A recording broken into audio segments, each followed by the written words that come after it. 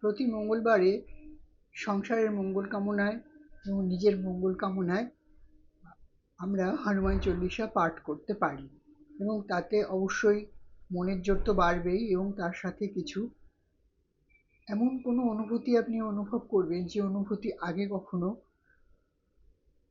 অনুভব হয়নি। তো আজকে মঙ্গলবার, আজকে হনুমান চল্লিশা পাঠের দিন আমার। শ্রী গুরুর চরণ রূপ কমলের পরাগের দ্বারা নিজের মনোরূপ দর্পণ পরিষ্কার করে নিয়ে রঘুবর শ্রী রামচন্দ্রের বিমল যশ বর্ণনা করতে প্রবৃত্তি হচ্ছি।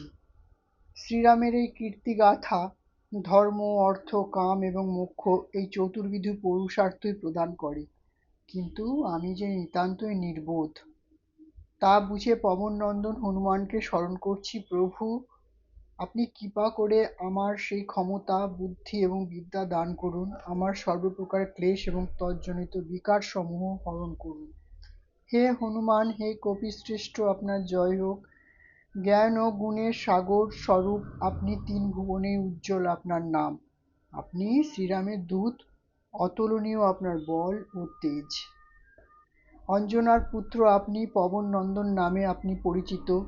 মহান বীর, মহাবিক্রমশালী বজরং বলি আপনি, কুমতির নিবারণ কর্তা এবং শুভবুদ্ধির সঙ্গী। স্বর্ণবর্ণ দেহে, শোভন বেশে, কর্ণে কুণ্ডল এবং কুঞ্চিত কেশের শোভায় দর্শনীয় আপনার রূপ।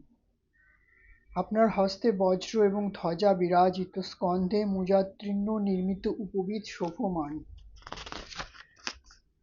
মহাদেবের অংশে জাত আপনি, বানর শ্রেষ্ঠ কেশরী আপনার পিতা। তেজস্বিতা এবং প্রতাপে আপনি সর্বজগতে পূজনীয়। সর্বপ্রকার বিদ্যা ও সকল গুণে ভূষিত আপনি, উদ্দেশ্য সাধনে অতিশয় দক্ষ ও চতুর। বিশেষত শ্রীরামচন্দ্রের কার্য সম্পাদনে আপনি সদাই তৎপর। প্রভু শ্রী রামচন্দ্রের চরিত কথায় রসাগ্রহী শ্রোতা আপনি। আপনার হৃদয়ে শ্রীরাম, লক্ষ্মণ এবং সীতার নিত্য বসতি। সীতাদেবীর কাছে আপনি ক্ষুদ্র দেহ ধারণ করে দেখা দিয়েছিলেন। লঙ্কা দহনের সময় বিকট আকার ধারণ করেছিলেন।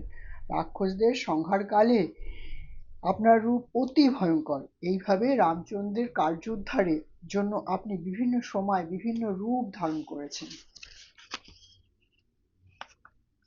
মৃত সঞ্জীবিনী ওষুধি নিয়ে এসে আপনি শ্রী লক্ষ্মণকে পুনর্জীবিত করেন।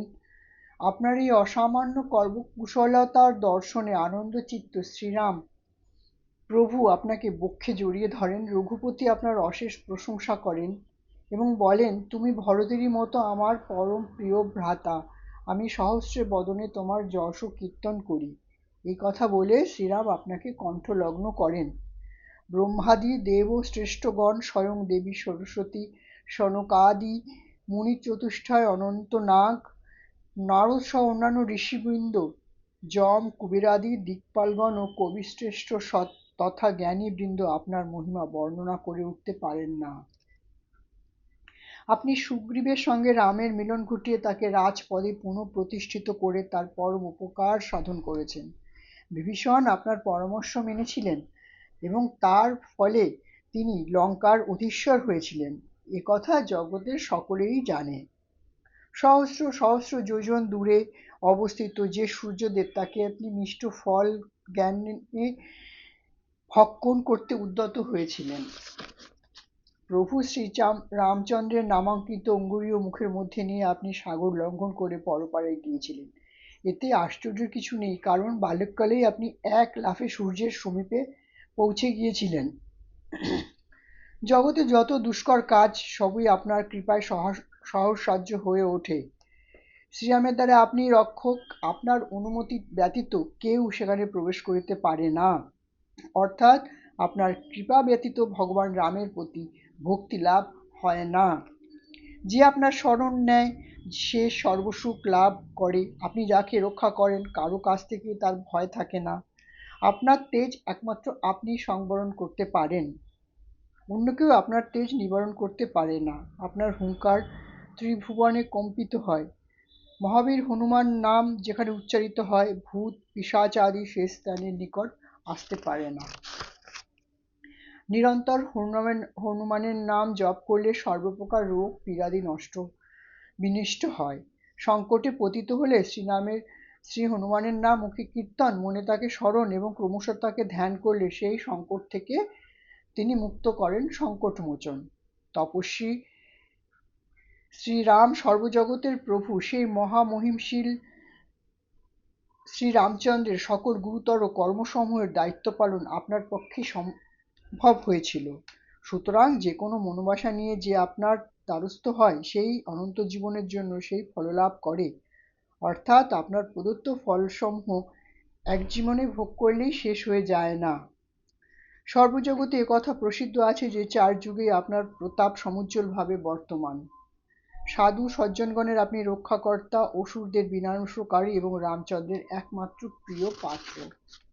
মাতা জানকী দেবী আপনাকে এরূপ বর দিয়েছেন যে আপনি ইচ্ছে করলেই অষ্টসিদ্ধি এবং 9 প্রকার সম্পদ দান করতে পারেন। শ্রীরামের প্রতি প্রেম ভক্তি আপনার ভাণ্ডারে বিদ্যমান। হে রঘুপতির দাস মহাবীর হনুমান, আপনি সর্বদা আমার নিকটে থাকুন। আপনার ভজনা করলে তা প্রকৃতপক্ষে শ্রীরাম এর উদ্দেশ্যে নিবেদিত হয় এবং শ্রীরামের প্রীতি সম্পাদন হয়। জন্ম জন্ম সঞ্চিত দুঃখ রাশিকে তা ভুলিয়ে দেয়। যেখানে সেই ভজনকারীর জন্ম হোক না কেন, ভগবত ভক্তরূপেই তার পরিচিত হয় এবং অন্তে তিনি শ্রীরামের নিত্য ধামে গমন করেন। অপর কোনো দেবতার প্রতি চিত্ত নিবিষ্ট না করে কেবল হনুমানের সেবা করলেই সর্বফল লাভ হতে পারে। যিনি মহাবলবীর্য সমন্বিত শ্রী হনুমানকে স্মরণ করেন তার সকল সংকট দূরীভূত হয়, সর্বরোগ নিরাময় হয়। হে প্রভু হনুমানজি, আপনার জয় হোক, জয় হোক, জয় হোক। গুরুদেব যেমন তার শিষ্যের প্রতি অনুগ্রহ প্রকাশ করেন, সেই রকম আপনি আমার প্রতিও কৃপা করুন। এই হনুমান চালিসা যে শতবার পাঠ করে তার বন্ধন মুক্তি ঘটে এবং প্রভূত সুখ সৌভাগ্য লাভ করে। যে কেউ এই হনুমান চালিসা পাঠ করবে তার সিদ্ধি লাভ এবং ফললাভ হবে, এ বিষয়ে স্বয়ং মহাদেব প্রমাণ। আমি সর্বদাই শ্রীহরির সেবক দাসানুদাস। হে প্রভু, আপনি আমার হৃদয়টিতে আপনার বাসস্থান পরিণত করুন এবং আমার হৃদয়ে নিত্য বাস করুন। শ্রীরাম, লক্ষ্মণ এবং সীতাদেবী সহ সংকটমোচন মঙ্গলময় বিগ্রহ সুরশিষ্ট শ্রী পবননন্দন আমার হৃদয়ে বসতি করুন। জয়